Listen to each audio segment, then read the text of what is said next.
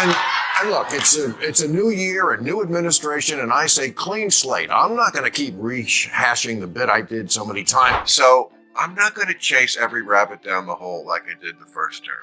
You know, that's what I mean about he's not going to get my mind. Thanks for joining us. Let's dive right in.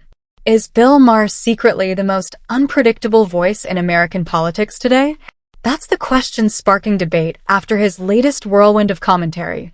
Known for his sharp tongue and fearless takes, Maher never hesitates to challenge Democrats, Republicans, or anyone in between. But his recent remarks have left people wondering, what side is he even on? Maybe that's the point. He's not on any side. As one fan put it, he stands for common sense. Or is he just a provocateur who thrives on throwing verbal grenades into the culture war? Let's break it down. Maher's latest statements aren't just controversial, they're explosive. In a move that shocked just about everyone, he did something unthinkable. He agreed with Donald Trump. Yes, you heard that right. What a shame that the song also captures exactly how I feel about our healthcare system and immigration system and schools and colleges and families. On a recent episode of Real Time, Bill Maher openly supported Trump's idea of abolishing the Department of Education. And he didn't hold back. According to Maher, it's not like the kids are getting any smarter.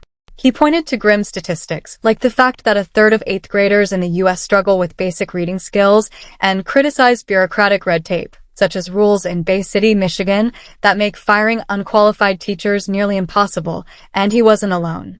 Conservative Representative Byron Donalds joined him, arguing that education funding should go directly to parents and local communities instead of being funneled through what they see as a bloated federal system. But let's pause for a second. This is Bill Maher. Can anyone really say our government is not broken, given that every few months it's on the verge of a shutdown? Here's what our system has devolved into. The same guy who spent years roasting Trump and the Republican Party, now agreeing with Trump's plan to dismantle a federal agency? For some, it might seem like Maher is switching sides. But is that really the case? Or is this just another example of him refusing to fit into a political box? We vote to spend money we don't have. Spend it. And then vote whether to pay the bill. Maher's critique of the Department of Education isn't about embracing Trumpism. It's about his broader frustration with inefficiency and government waste, something he's railed against for years. He's not suddenly a MAGA supporter. He's calling out what he sees as a failing system. Still, the fact that he's willing to publicly align with Trump on anything is enough to send shockwaves through his audience. And, of course, Maher didn't stop. We have the most expensive healthcare system in the world, spending far more per person than any other country, with far worse results. In yet another fiery episode, Bill Maher took aim at Democrats, accusing them of doing the unthinkable, making Donald Trump cool. Here's how badly the Democrats screwed up, Maher declared. Trump is cool now. He pointed to rappers, athletes, and even pop culture figures who have embraced Trump, joking that even the Village People might as well be homosexual for Trump. A bizarre image? Sure. But Maher's point was clear. By focusing on issues that feel disconnected from everyday Americans, Democrats have inadvertently made Trump seem like the more relatable, down-to-earth option. Even ESPN's Stephen A. Smith, a guest on the... He's a kooky guy who says a lot of kooky things, and I'm just not going to pre-hate anything. I'm just going to hope for the best, and then... Expanding on this idea, Maher argued that the left's obsession with niche issues, particularly what he sees as an overemphasis on transgender rights, has alienated a significant portion of the electorate. Smith summed it up bluntly. The man was impeached twice, convicted on 34 felony counts, and the American people still said he's closer to normal than what we see on the left. But this isn't just about policy or political strategy, it's about a deeper cultural divide. Maher, a longtime critic of what he calls extreme wokeism, believes this is a major reason Democrats are losing ground. He didn't hold back in mocking what he sees as performative gestures, like liberal women wearing blue bracelets to signal their political affiliation or pledging to avoid dating men who voted for Trump. To Maher, these acts aren't just ineffective, they're downright counterproductive. These gestures aren't just ineffective, they're counterproductive. They didn't listen to you, but you were proven correct. Yeah, and Really? That's your big plan? Maher quipped. It's so egotistical. Like the ultimate punishment is not letting people talk to you. But while Maher mocked these symbolic stunts, he also turned the conversation inward, challenging the broader liberal movement.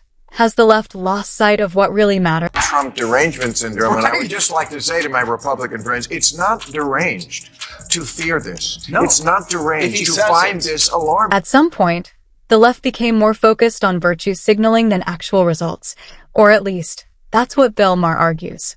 In a recent interview, he criticized the reliance on slogans and hashtags, claiming they create an illusion of progress while real issues, like income inequality and skyrocketing healthcare costs, remain unresolved. Whenever they talk about free, free, free, it just means free for the people we like. Maher quipped. This frustration ties into his broader critique of both parties prioritizing theatrics over substance. But in his view, the left is especially guilty when it comes to cultural issues. Why, he asks, is so much political energy spent on debates that impact a tiny fraction of the population while pressing concerns like climate change and economic disparity get sidelined? There's this fixation on Whenever they talk about free, free, free, it just means you're free for the people we like. Right. Free for me. Right. Right. Free for me. being morally right, which is fine. But being effective? That's what actually changes lives, he said. It's a sentiment that resonates with many disillusioned voters. Yet, Maher knows his blunt takes come at a cost. He's admitted that his critiques of the left have cost him friendships and fans, but for him, staying true to his perspective is more important than fitting into any ideological mold. I'm not here to preach to the choir. I want to be the guy who makes people think, even if it pisses them off. And that's exactly what keeps him relevant in a world where many public figures fear stepping outside their political bubbles. But don't get it twisted. Maher isn't waving the Republican flag either. He's been just as ruthless in his critiques of Trump and his supporters, particularly on issues like election denial. The most dangerous thing a politician can do is refuse to respect elections, he warned. Beyond Trump, Maher has taken aim at the broader dysfunction of American government, calling out gerrymandering, healthcare failures, and the absurdity of government shutdowns. In his eyes, the system is failing at almost every level. And while he doesn't believe Trump is the solution, he's just as skeptical of the Democrats' ability to fix it. One of Maher's most striking recent takes: his stance on parental rights in education. He's been vocal about the growing tensions between schools and parents, particularly around controversial topics like gender identity. Maher slammed policies that keep parents in the dark about what's happening in classrooms, arguing that Democrats have underestimated just how much this issue resonates with suburban voters. Parents were a little fed up with coming in second, Maher said, adding, they didn't listen to you. But you were proven correct. And then there's Generation Z, the youngest voting bloc. Maher believes they're being misled, pointing to surveys where many young people view the founding fathers as villains. America's founders? They were the Gen Z of their day, he argued. When they were your age, they started a country. What have you done? It's a stinging critique, but classic Maher. Challenging his audience, questioning dominant narratives, and forcing people to rethink what they've been taught. Fan reactions to his recent commentary have been just as fiery as his remarks. Some applaud his willingness to call out both sides, with one commenter saying, he's using something so many others have lost: common sense. Others, however, accuse him of pandering to conservatives for controversy. So, where does Maher really stand? Is he a liberal disillusioned with his own party? A centrist trying to carve out a space for reason in an increasingly polarized world? Or just a comedian who thrives on stirring the pot? Maybe it's all of the above. What's clear is that Maher isn't afraid to challenge anyone, even his own audience. And in today's echo chamber-driven political landscape, that makes him a rare and polarizing voice. As he gears up for another season of Real Time, Maher has hinted at a shift in approach, saying he won't chase every Trump-related controversy like he did during the former president's first term. Instead, he'll focus on the bigger picture. But whether he's critiquing woke culture, exposing government waste, or agreeing with Trump on abolishing a federal agency, one thing is certain: Maher will continue to spark debate, outrage, and plenty of conversation. So, what do you think? Is Maher leading a much-needed charge against political extremes? Or is he just stirring the pot for the sake of ratings? Let us know in the comments below. And if you enjoyed this video, Don't forget to like, subscribe, and stay tuned. More content is on the way. See you in the next one.